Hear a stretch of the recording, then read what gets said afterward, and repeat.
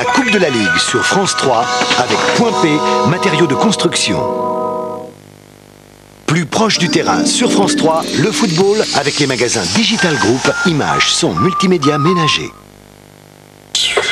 La Turquie, l'islam et l'Europe, c'est notre thème ce soir après Soir 3, avec notamment Michel Rocard, Philippe de Villiers, des philosophes, des experts et des écrivains. À tout à l'heure.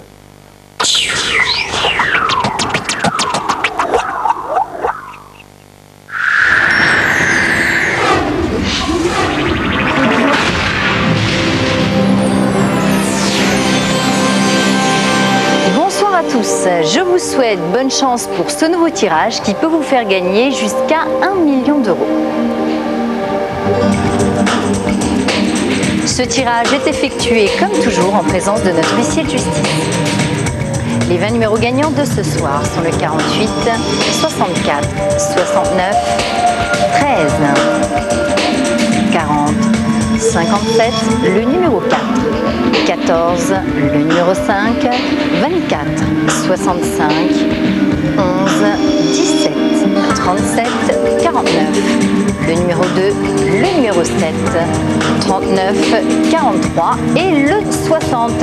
Comme vous le savez, le jackpot, c'est votre deuxième chance de gagner. Il est ce soir de 170 000 euros et le numéro gagnant, le 1 11 09 25. N'oubliez pas de valider vos bulletins avant demain 13h pour le prochain tirage. Excellente fin de soirée à tous.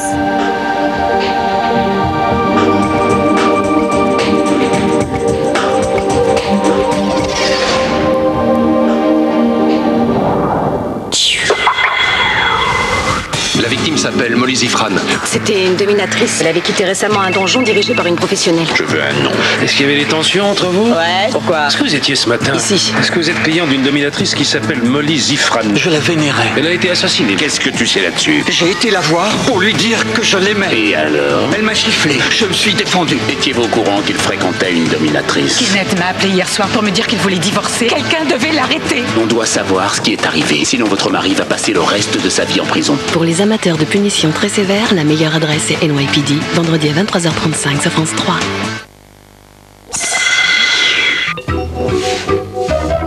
Pour tout savoir sur le temps, on peut compter sur France 3 avec Monsieur Bricolage. Bonsoir, toujours beaucoup de grisailles demain sur la plupart des régions avec donc toujours un petit peu de neige, mais surtout sur les massifs, un petit peu de bruine et puis donc ces nuages qui sont présents pratiquement partout avec quelques gouttes sur le sud-ouest. On aura quand même du soleil sur le quart sud-est, sur les Alpes, sur les Pyrénées, sur la Corse avec du vent à 70 km/h pour le Mistral, 90 pour la Tramontane. Dans l'après-midi, nous apercevrons peut-être quelques éclaircies sur toutes ces régions et nous aurons encore du grand soleil près de la Méditerranée et sur le quart sud-est avec le soleil qui va revenir sur le massif central. Pour les températures demain matin, alors stationnaire sur le nord et en légère hausse sur le sud, ces températures varieront entre moins 3 et plus 7 degrés du nord au sud. Pour les températures de l'après-midi, eh bien, nous aurons une petite hausse sur la moitié sud avec les températures qui remontent près de la Méditerranée avec le retour du soleil et puis qui vont baisser très légèrement sur la moitié nord. Pour tous ceux qui se déplacent demain en Europe. Alors, pas mal de grisailles, mais quelques éclaircies à signaler quand même du côté de Copenhague et de Berlin avec 4 degrés. Puis sinon, nous aurons de la neige à Vienne, à Varsovie et à Sofia. Beaucoup de nuages à Athènes avec 7 degrés, du soleil à Rome.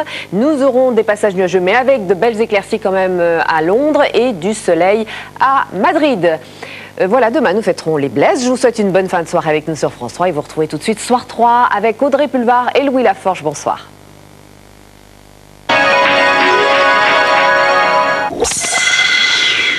C'était la météo avec Monsieur Bricolage.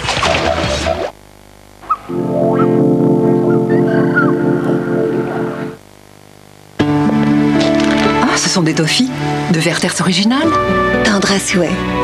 Simplement délicieux. Ah oui, ce sont des Werther's. Werther's Original, nouveau toffee tendres et crémeux.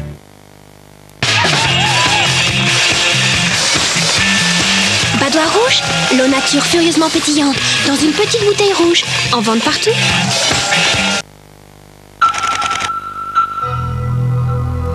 Alors, des soucis? On doit signer avec la filiale de mais j'ai des doutes, je crains un défaut de paiement. Arrête de douter et appelle Pouet. Qui? Pouet International. Ils enquêtent à fond et ils garantissent le paiement de tes factures. C'est du sûr. Pouet International, la bonne information pour la bonne décision. Sonia Dubois, comment faites-vous pour rester mince? Aujourd'hui, mon secret pour rester mince. Ah, je vous vois d'ici, elle se prive, régime, pas du tout. Le matin, pas question de renoncer à mes tartines, avec Brie Delight à 25% de matière grasse. Y a pas plus léger. Mais qu'est-ce que c'est bon.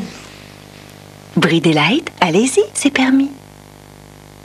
Une autre solution existe. Audispray dissout le cérumen et nettoie vos oreilles en douceur. Audispray, la santé de vos oreilles. Et pour moi, Audispray Junior.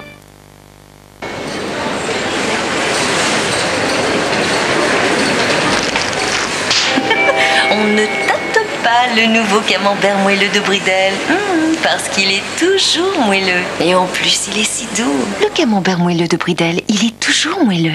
Et découvrez le coulommiers moelleux de Bridel. Bon bah, voilà.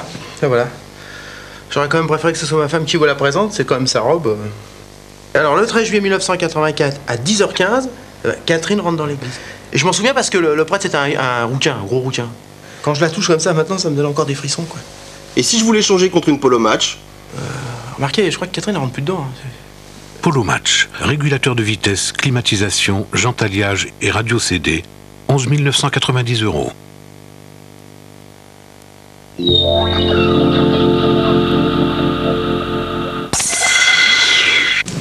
France 3, avec les canapés et fauteuils stressless, vous donne rendez-vous. Recherche sur Connor John, né le 28 février 1985. Sexe masculin, race blanche, mère Connor Sarah. Connor, prénom Sarah. Évadé hier soir de l'hôpital psychiatrique de Pescadero. Le suspect numéro 2 est un homme blanc, correspondant.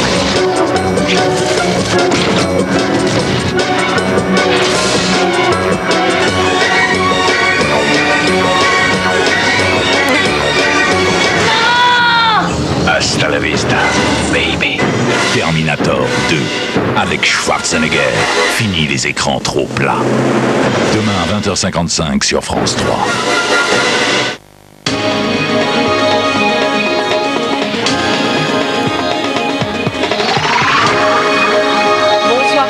Dans ce soir 3, l'état de santé de Jean-Paul II stable selon son entourage. Le Saint-Père est toujours hospitalisé, mais ses jours ne seraient pas en danger. Une mauvaise grippe aurait dégénéré en affection du larynx. D'ici quelques jours, Jean-Paul II pourrait retrouver le Vatican. Dans le monde entier, des catholiques ont prié pour lui.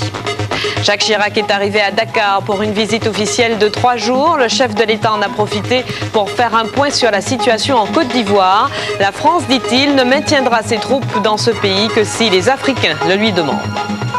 Vincent Rioux va remporter le Vendée Globe, le Tour du monde à la voile. Le skipper breton que vous voyez en direct sur ces images s'apprête à franchir la ligne d'arrivée au Sables d'Olonne après 87 jours de course. Le dossier du Soir 3 sera consacré à l'hospitalisation sous contrainte, un internement en hôpital psychiatrique décidé à l'insu du patient. La pratique concerne chaque année 60 000 personnes en France et les cas d'internements abusifs existent. Dans le même temps, les familles comme celle du meurtrier présumé de Pau qui ne parviennent pas à faire interner un proche pourtant malade se sentent démunis. L'événement de la soirée est sportif. C'est bien sûr l'arrivée du Vendée Globe, le Tour du monde à la voile en solitaire et sans escale. Une 5e édition que va remporter Vincent Rioux. Et Audrey, après 87 jours de course, eh bien, le skipper bat le record de l'épreuve jusqu'à présent détenu par Michel Desjoyaux. En direct des Sables d'Olonne, nous retrouvons Georges Pernou. Georges, Vincent Rioux devrait franchir la ligne dans quelques minutes maintenant. Oh, je dirais un bon quart d'heure puisqu'il est en train de faire les derniers milles nautiques qui le séparent de cette ligne. C'est vrai que son allure est un peu lente parce que le vent a baissé. Il arrive sur une fin de parcours, comme vous le disiez, après 87 jours de navigation en solitaire avec un combat acharné contre Jean Le Cam. Donc ces dernières minutes pour lui sont peut-être un peu pénibles, un peu dures, mais bon, il est réconforté par de nombreux bateaux qui sont venus l'accompagner jusqu'à cette ligne. Et puis ensuite, il qu'il rentrera dans le port des Sables d'Olonne. En tout cas, ce sera dans quelques minutes, une quinzaine de minutes, le 5e vainqueur de ce Tour du Monde en solitaire, sans escale et sans assistance. Alors effectivement, 5e vainqueur, mais c'est sa première participation. C'est complètement incroyable, Georges. Pour une première participation, l'élève a battu tous ses maîtres. Oui, peut-être, mais il faut savoir que ce bateau était déjà vainqueur il y a 4 ans. Aux commandes de ce bateau, il y avait Michel Desjoyaux. Vincent Rioux a travaillé très longtemps avec Michel Desjoyaux et c'est Michel qui l'a désigné pour prendre le départ de ce 5e Tour du Monde en solitaire. Donc les deux hommes se connaissent bien et ce bateau a fait déjà, sera donc 2 fois gagnant sur le Vendée Globe. C'est une belle performance en tout cas pour le cabinet d'architectes.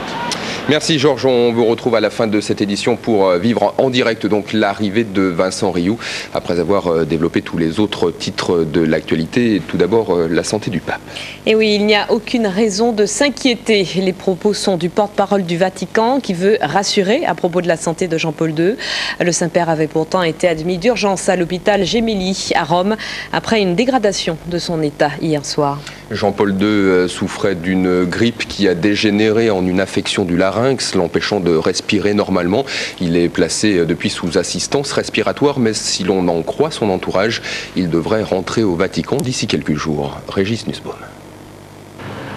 C'est hier soir, vers 23 h, que le pape a été admis à l'hôpital Gemelli de Rome et installé dans la suite qui lui est réservée au 10e étage du bâtiment.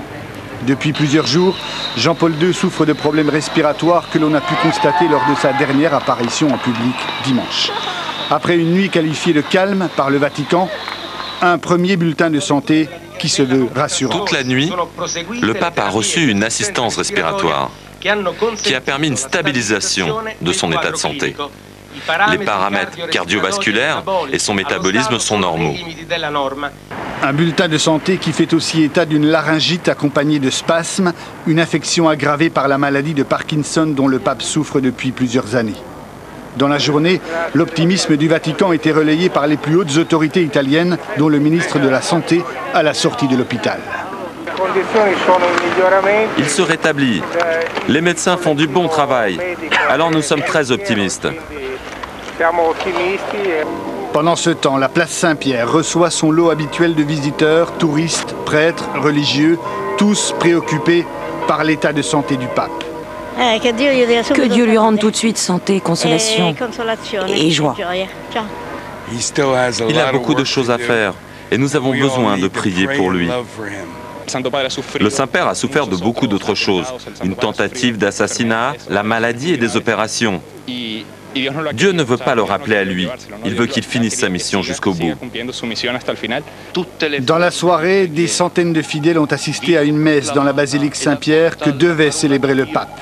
Et en ce moment, d'autres personnes attendent dans le froid devant l'hôpital Gemelli où est toujours soigné Jean-Paul II.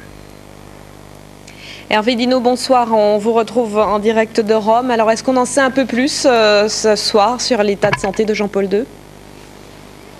Écoutez, comme le disait Régis Nussbaum, ici au 10e étage de la polyclinique Gemelli, Jean-Paul II a bénéficié toute la journée de thérapies respiratoires qui, dit-on, ont permis de stabiliser son état. Une stabilisation qui devrait lui permettre donc de quitter l'établissement dans un délai court. On parle de 2 ou 3 jours. Manifestement, les autorités religieuses sont confiantes en ce qui concerne l'état de santé de Jean-Paul II. Et ce soir, celui qu'on considère comme le numéro 2 du Vatican, le cardinal Angelo Sodano, affirme que le pape respire bien, mais surtout qu'il aurait pu très bien ne pas quitter ses appartements privés pour se faire soigner. C'est uniquement par mesure de sécurité que son médecin personnel aurait décidé de le faire hospitaliser ici.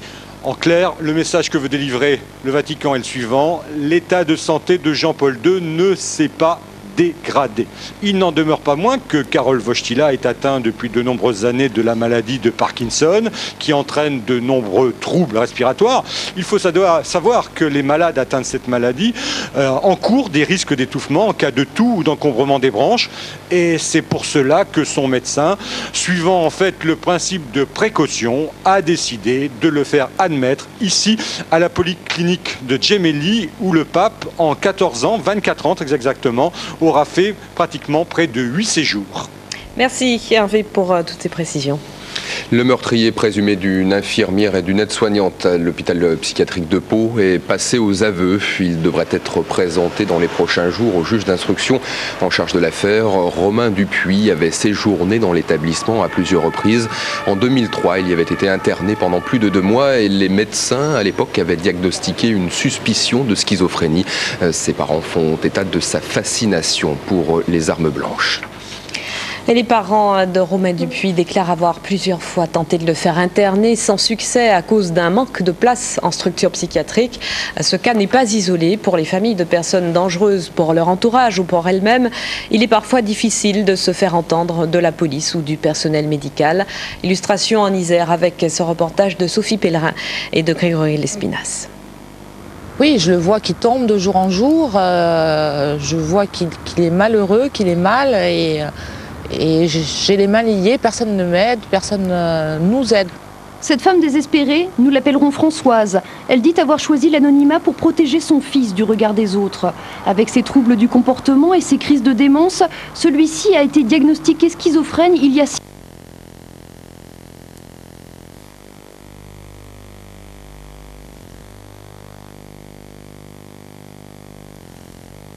Nick, Nick, Nick, Nick, Nick, Nick,